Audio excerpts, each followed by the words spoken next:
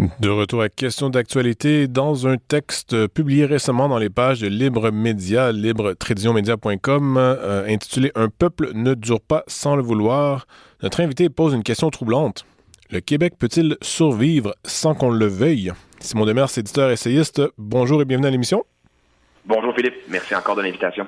Toujours un plaisir. Bon, vous parlez d'une vieille tentation ici au Québec de croire que ce qui, et je vous cite, a survécu, survivra encore. Comment expliquer ce que vous nommez, ce que vous qualifiez comme étant une tentation? Est-ce qu'on peut dire qu'elle est juste, parce qu'après tout, on est encore là?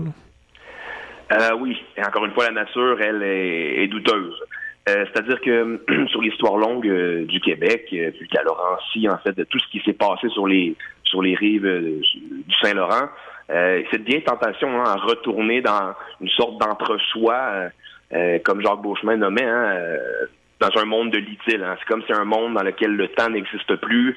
On s'installe sur les rives du Saint-Laurent, ni début ni fin. Finalement, on est comme dans un entre-nous un peu éternel.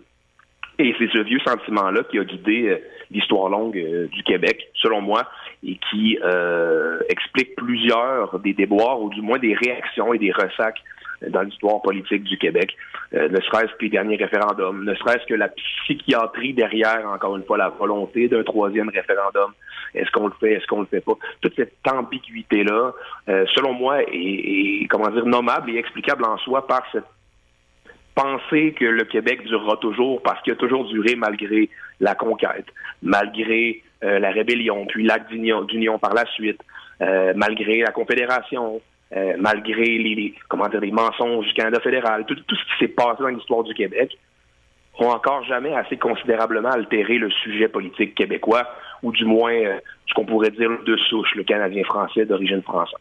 Donc cette tentation-là de toujours retourner un peu dans ce monde du pourquoi prendre des décisions politiques contraignantes qui vont demander de l'énergie, de la force, puis un pouvoir décisionnel clair, alors que de toute façon, le Québec va durer, va continuer. Puis c'est cette vieille tentation-là que j'ai tenté de décrire dans ce texte. Je pense à haute voix ici, là, mais ce que vous avez dit me semble juste, mais j'ai l'impression que parallèlement, on a aussi ce désir de disparaître non avoué, notamment s'américaniser jusqu'à la moelle épinière, dans le sens où, et même s'angliciser pour finalement se fondre dans le monde anglo-saxon, nord-américain, la grande puissance américaine et à la limite même canadienne.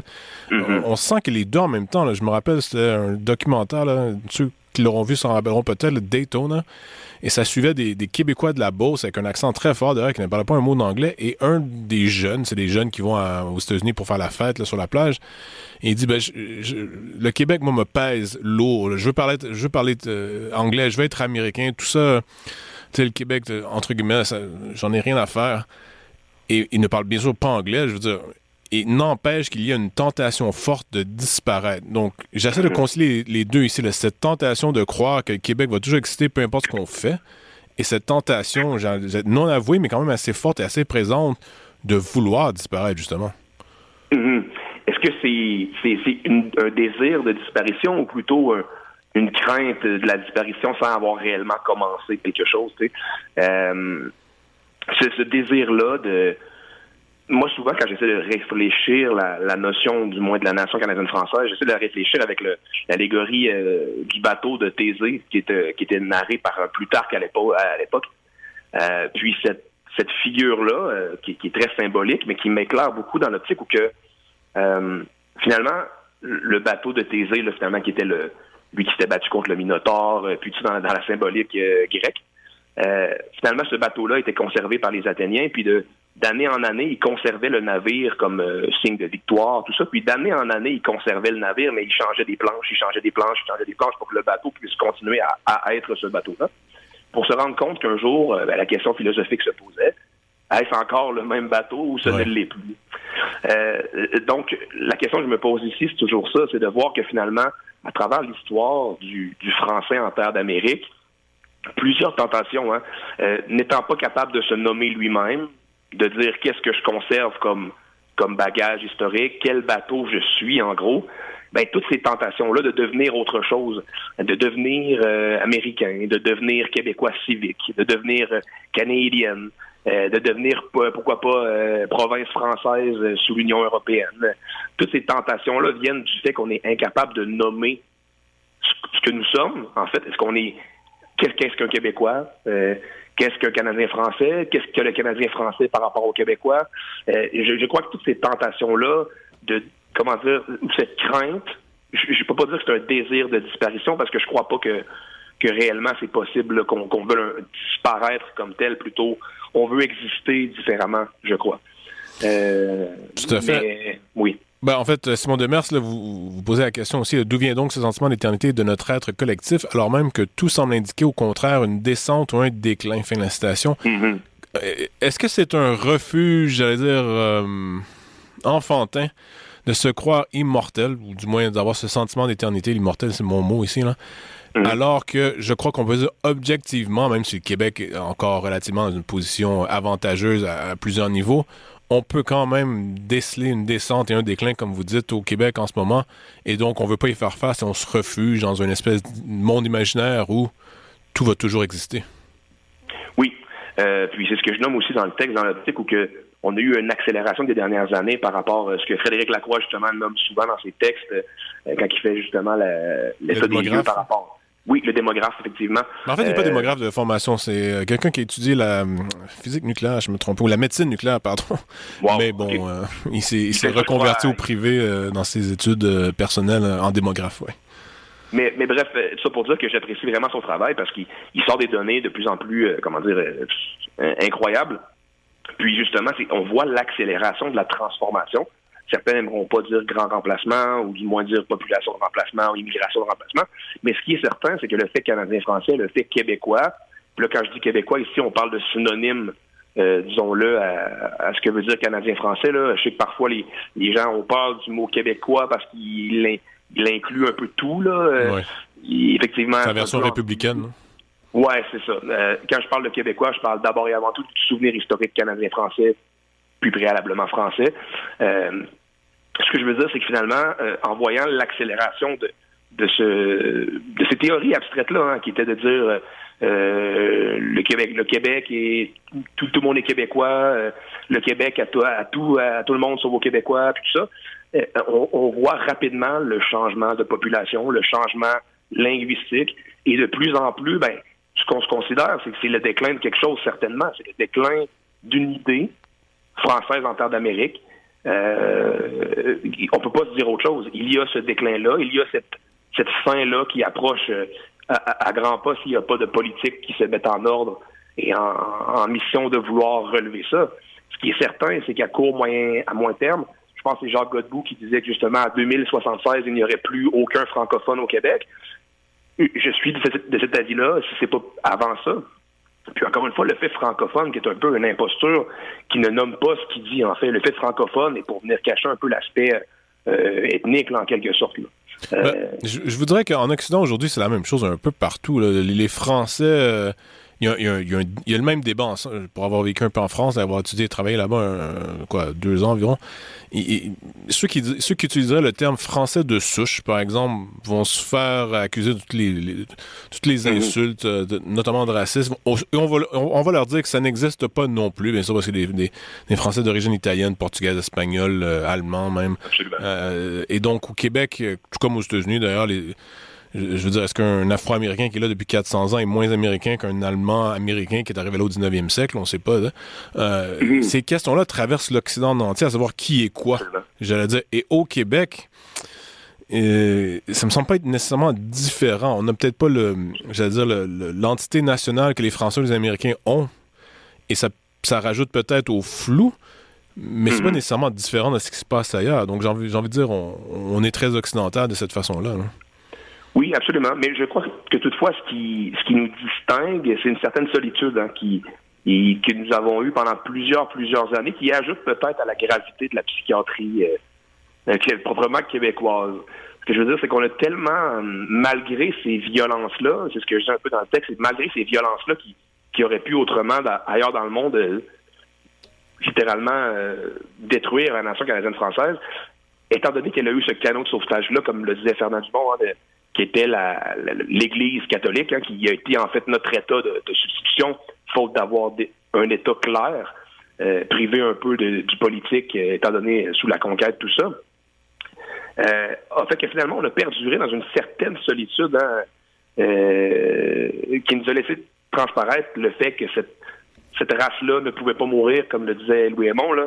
C'est que cette race qui ne sait pas mourir, c'est-à-dire qu'on a comme l'impression, peut-être plus que dans d'autres endroits, qu'il n'y a pas vraiment eu d'altération avec les années, qu'on est resté à peu près ce qu'on était au moment de la Nouvelle-France. On n'est pas si différent. On a un langage qui est différent du français, qui se parle en Europe. On a gardé notre singularité presque mot pour mot, tu sais. Donc là, quand ces violences-là arrivent, comme ce qu'on a vécu dans les 15 dernières années, depuis 2006-2007, je crois qu'il y a une réaction d'autant plus proportionnelle à la psychiatrisation du sujet québécois, là. Je crois qu'on est... comment dire... Yvan Lamonde parlait beaucoup d'un coin dans la mémoire, qu'on avait une sorte de blessure à l'âme du Québec, qui était une sorte de blessure qui nous empêchait réellement de comprendre ce qu'on était, de comprendre où on allait comme sujet. Puis je crois que c'est une belle analogie psychologiste, là, mais je dirais que c'est quand même ça. On est, je pense, plus impacté au Québec de cette violence-là, vu justement la longue histoire de solitude, ou du moins d'autonomie, ou de pensée de l'autonomie qu'on avait au Québec.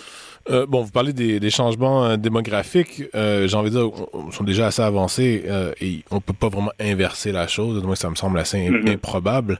Donc, la définition du Québécois comme étant la définition républicaine, celle qui a émergé avec la Révolution tranquille. Donc, on est passé, là, je ne refais pas l'histoire, là, mais de Canadiens français à Québécois, donc une définition territoriale des gens qui vivent au Québec, me semble un peu inévitable aujourd'hui. On ne peut pas vraiment inverser la chose sans se tribaliser d'ailleurs. C'est ce que je crois, en tout cas. Oui, ben moi j'ai toujours été très falardiste là, sur cette... C'est complexe puisqu'on parle d'une dialectique, là, c'est-à-dire que moi je suis de ceux qui croient qu'on peut faire du québécois. Je suis de ceux qui croient ça. Je ne vais pas du tout me réfugier dans l'aspect racial d'un Québec blanc. Là. Ça, c'est plus ou moins mon combat. Je comprends les ficelles, je comprends d'où ça sort. Encore une fois, moi, je trouve que pour une question d'audibilité du message, je trouve difficile d'aborder ces questions-là. Ben, c'est sûr, parce qu'il y a des gens qui vont se sentir ciblés et, bon, je vais utiliser un mot très populaire, mais ça exclut dans le sens où on commence à dire, ben, toi, t'es Québécois, mais un peu plus que quelqu'un d'autre, et toi, tu l'es un peu moins. Encore une fois, le débat est à peu près le même dans tous les pays occidentaux en ce moment. J'entends la même chose au Royaume-Uni, en France, aux États-Unis notamment. Mais c'est sûr que ça peut pas mener à quelque chose de bon à court, moyen ou long terme, de tenir, de commencer à créer des catégories hiérarchisées de qui est Québécois et comment il l'est. Non, absolument.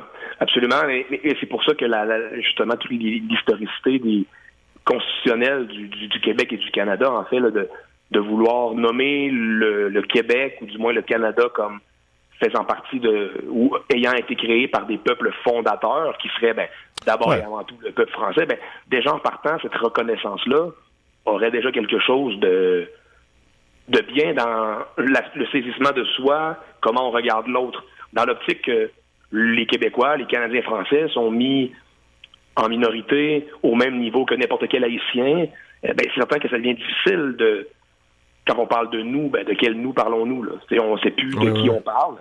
Donc, c'est sûr que cette reconnaissance-là comme force fondatrice d'un pays serait en soi déjà une belle... Il faut jongler les deux. Essentiellement, reconnaître la réalité que oui, ce qu'on peut appeler les fondateurs de ce qui est aujourd'hui le Québec, ou du moins même le Canada contemporain dans sa biculturalité, comme on disait, sont des colons français. Donc, il y avait clairement une souche de gens qui venaient d'un endroit assez précis, avec une culture assez précise. Et tout ça s'imbrique sans trop de problèmes dans un Québec contemporain qui, de toute évidence, maintenant a des citoyens un peu partout dans le monde qui, dans leurs origines, là, je veux dire, qui maintenant doivent, on dit faire société. Encore une fois, c'est un terme que j'aime plus ou moins, mais qui est utilisé. On doit être capable de tenir ces deux-là dans le sens que le Québec, bien sûr, et le Canada étaient fondés par des groupes assez spécifiques avant et après la conquête, si je peux dire, là, dans sa version moderne. Et je vais dire quelque chose de peut-être polémique, mais j'ai l'impression que les immigrants eux-mêmes le comprennent mieux que les Québécois de souche, entre guillemets. C'est parce que bon, Ouais. j'ai grandi à Montréal, donc j'ai fait partie de ces enfants qui étaient québécois de souche, mais minoritaires dans son parcours scolaire, là, disons. Mhm. Et c'était clair et limpide dans la bouche des immigrants qui étaient québécois de souche, qui l'était pas, mais qui étaient québécois d'adoption et qui l'était pas aussi. Il y en avait qui voulaient pas l'être carrément. Et tout ça était clair et limpide dans leur bouche, dans leur esprit. Il y avait que les Québécois de souche qui avaient des difficultés à faire à tenir tous ces concepts-là ensemble dans leur esprit. Oui, absolument. Je suis vraiment d'accord. Il y a eu ce rejet du soi, en fait. Il y a eu vraiment ce rejet du soi-là, qui était de dire, finalement, suite à l'obscurantisme que nous avons vécu, hein, qui nous a hermétiquement fermés sur nous-mêmes, maintenant, tout ce qui vient d'ailleurs est plus québécois que la personne de souche. Finalement, il y a comme un rejet réel de l'autochtone, ou de la personne, bref, qui vient du territoire. Puis, la québécitude, finalement, a accéléré cette vision-là. Puis, à travers tout ça, il y a tous les mouvements de libération, hein, qui sont venus ponctuer et exacerber cette vision-là de l'homme blanc en Amérique et l'homme blanc au Québec en général. Hein. Donc, oui, effectivement, c'est très bien nommé ce que tu dis, Philippe. Bon, vous parlez là la survivance, on peut dire, là, un terme qui était utilisé à l'époque, et comme quoi la civilisation occidentale aussi serait menacée. Et je soumettrais la thèse suivante.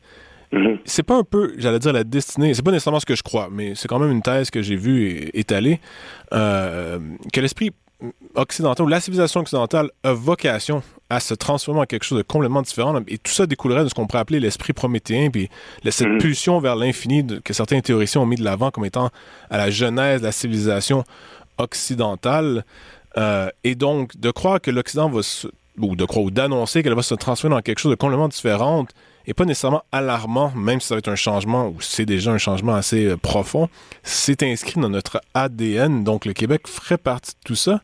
Qu'est-ce que vous pensez de ça? Je crois qu'il y a une dynamique d'incarnation là-dedans qui est à voir. C'est-à-dire que, encore une fois, prenons la religion catholique, hein, qui se dit universaliste, mondialiste, bref, en tout cas, on pourrait dire plein de choses sur l'Église, hein, qu'elle est universelle, qu'elle est pour tout le monde, tout ça. Mais dans les faits, l'Église, ce qu'elle a ciblé, hein, dans son message, justement, par Dieu et tout ça, c'est l'incarnation. Le message du catholicisme, par exemple, c'est l'incarnation. Si le message de Dieu, c'est l'incarnation dans son Fils sur terre, ce que plusieurs théologiens ont nommé, c'est que la nation, l'appartenance nationale, est la façon la plus humaine d'habiter le monde. C'est justement la raison pour laquelle le Christ nomme aux apôtres d'aller aux nations. Il ne demande pas d'aller par le monde, il demande d'aller aux nations. Donc, le Christ en soi, déjà en partant, nommait que la façon humaine la plus civilisée de vivre le projet humain était de le vivre via la nation, qui est ce corps subsidiaire, un peu entre la mondialité, l'État, bref, les paroisses, tout ça. La nation, oui, je comprends l'objectif du fait que, oui, dans un monde idéal, dans un monde utopique, les nations devraient se dissoudre pour appartenir à un ensemble plus grand qui est celle du monde dans lequel tout se passe bien. Dans les faits, pour se frotter au réel, la meilleure façon de fonctionner reste par le corps qu'est la nation. Et je crois que c'est vers ce corps-là qu'on reprend en ce moment action. Je crois qu'on revient graduellement vers le nationalisme. Là, je parle à la grandeur du monde. Hein. Je pense qu'on va retourner graduellement vers une sorte de respiration de ces deux poumons-là, qui est le poumon de la nation, de ramener l'incarnation du corps humain dans la nation, ce qu'on n'a pas fait depuis environ 60 ans. Fait que, est-ce que c'est un peu inévitable que finalement le monde occidental se mute en autre chose? Certes, je suis d'accord avec ce fait-là. Encore une fois, faut-il maintenir le plus possible les paramètres qui maintiennent une vie vivable dans le monde? Un monde mondialisé dans lequel il n'y a que des citoyens monde, sans appartenance. C'est justement là, comme disait Jonathan Pajot aussi, dans lequel on va apparaître le monde cyberpunk, le monde de l'État policier, ce monde sans frontières claires, et aussi ce monde d'une plus grande dictature, comme aurait pu le dire Arendt aussi. Donc, je crois que oui, c'est un peu inévitable que tout ça, cet universel de la civilisation occidentale-là, se mute en autre chose. Mais de là à dire qu'il ne faut pas contrôler et ramener à échelle humaine ce qui se doit d'être contrôlé et d'être, du moins sous notre vigie, là, ça serait par erreur aussi de laisser aux mondialistes la civilisation muter en quelque chose d'un peu cancéreux et incontrôlable, sauf sous un État qui serait policier ou du moins tyrannique. Là. Tout à fait. Simon Demers, essayiste et éditeur, un grand merci.